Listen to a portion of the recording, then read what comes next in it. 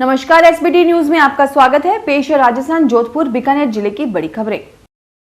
राजस्थान शिक्षा विभाग में प्रिंसिपल, लेक्चरर और ग्रेड सेकंड के भारी संख्या में ट्रांसफर्स के बाद अब ग्रेड थर्ड के टीचर्स का नंबर आ रहा है। इन टीचर्स से ऑनलाइन आवेदन लिए जा रहे हैं। माना जा रहा है कि 31 दिसंबर से पहले ट्रांसफर लिस्ट जिला स्तर पर जारी कर दी जाएगी। ये ट्रांसफर हजारों की संख्या में होंगे। माध्यमिक शिक्षा निदेशक सौरभ स्वामी ने मीडिया को बताया कि ग्रेड थर्ड के टीचर्स से अभी ट्रांसफर के लिए ऑनलाइन आवेदन लिए जा रहे हैं। जल्द ही इनके लिए नियम भी तय हो जाएंगे।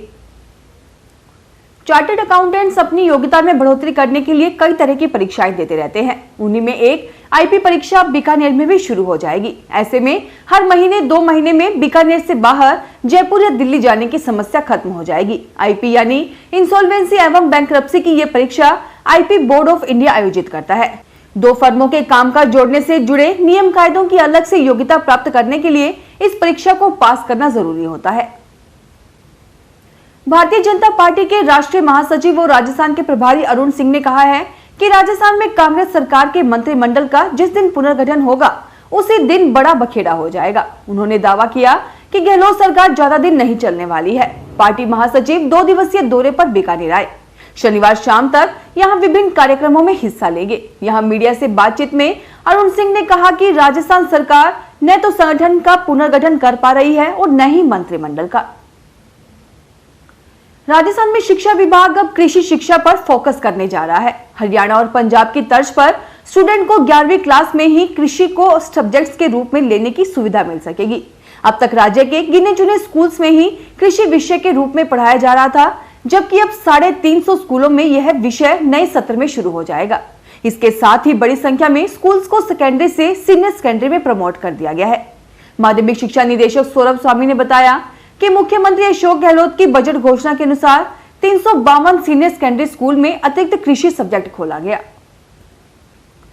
डूंगरपुर शहर के आदर्श नगर वार्ड 28 में नवनिर्मित सामुदायिक भवन का शुक्रवार को लोकार्पण किया गया। इसके साथ ही अब लोग सामाजिक कार्यक्रमों के लिए इसका इस्तेमाल कर सकेंगे। कार्यक्रम के मुख्य अतिथि राज्यसभा सांसद हर्षवर्धन सिंह और सभापति अमृतलाल कलासुआ ने पट्टी का अनावरण किया। 25 लाख रुपए की लागत से बने भवन का लोकार्पण किया गया। पिछले सप्ताह भर से उमस व भीषण गर्मी के बाद शुक्रवार को दौसा जिले के कई क्षेत्रों में अच्छी बारिश हुई। बैजूपाडा, मेहंदीपुर बालाजी, मानपुर, गीजगढ़ व नौहर खोड़ा इलाके में करीब 50 मिनट हुई बारिश के बाद मौसम सुहावना हो गया। इससे लोगों को गर्मी व उमस से राहत मिली। वैसे क्षेत्र में पिछले कई दिनों से भीषण गर्मी पड़ रही थी। चिलचिलाती धूप ने लोगों को घरों में कैद रहने पर मजबूर कर दिया था। उत्तर पश्चिम रेलवे के महाप्रबंधक जोधपुर रेल मंडल के 2 दिवसीय दौरे पर जोधपुर पहुंचे। उनकी डीआरएम गीतिका पांडे ने अगवानी की। इस दौरान महाप्रबंधक ने रेलवे स्टेशन का निरीक्षण किया। उन्होंने वहां रेलवे के अधिकारियों व कर्मचारियों के साथ राष्ट्रगान भी गाया। इसके बाद अपनी विशेष रेलगाड़ी द्वारा जैसलमेर रवाना हो गए। कोरोना की दूसरी लहर में प्रदेश में सबसे बड़ी किल्लत ऑक्सीजन को लेकर हुई थी। ऑक्सीजन की कमी के कारण कई लोगों की जान चली गई थी। तीसरी लहर में ऐसी विकराल स्थिति दोबारा न हो, इसके लिए सरकार प्रदेश में बड़े स्तर पर ऑक्सीजन जनरेशन प्लांट्स लगवा रही है। जयपुर शहर के 8 सरकारी हॉस्पिटलों में 1575 सिलेंडर प्रतिदिन ऑक्सीजन जनरेशन की कैपेसिटी के 11 प्लांट लगाए जा रहे हैं। जयपुर विकास प्राधिकरण जेडीए की ओर से लगाए जा रहे इन 11 प्लांट्स में से 3 शुरू हो गए हैं।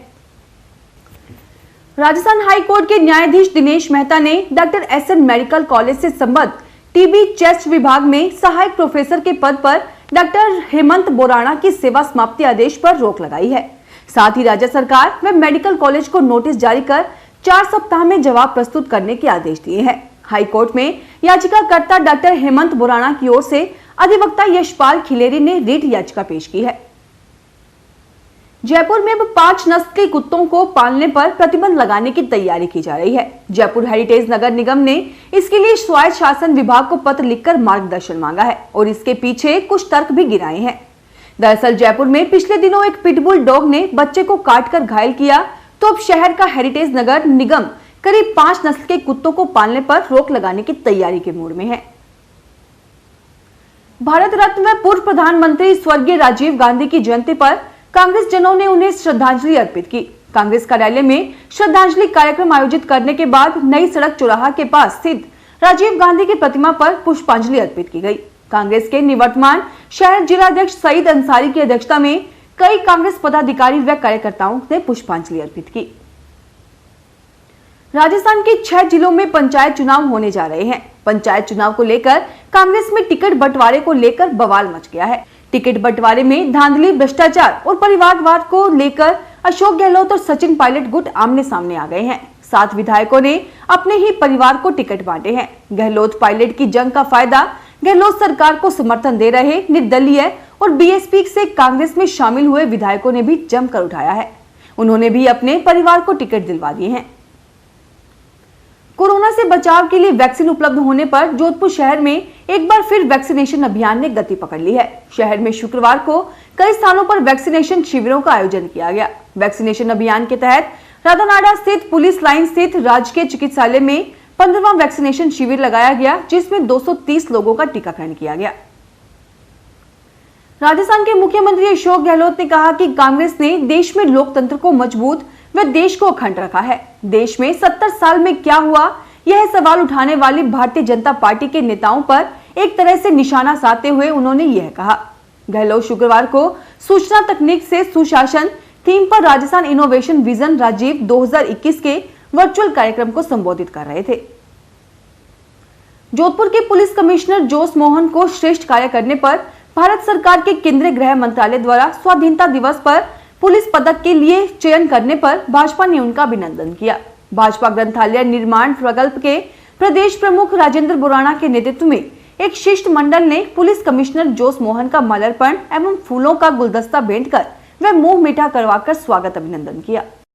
फिलहाल इस बुलेटिन में इतना ही। फिर हाजिर होंगे और बड़ी खबरों के साथ। एसबीटी न्यूज के वीडियो देखने के लिए हमारे चैनल को सब्सक्राइब करें और नोटिफिकेशन पाने के लिए बेल आइकन को प्रेस करें।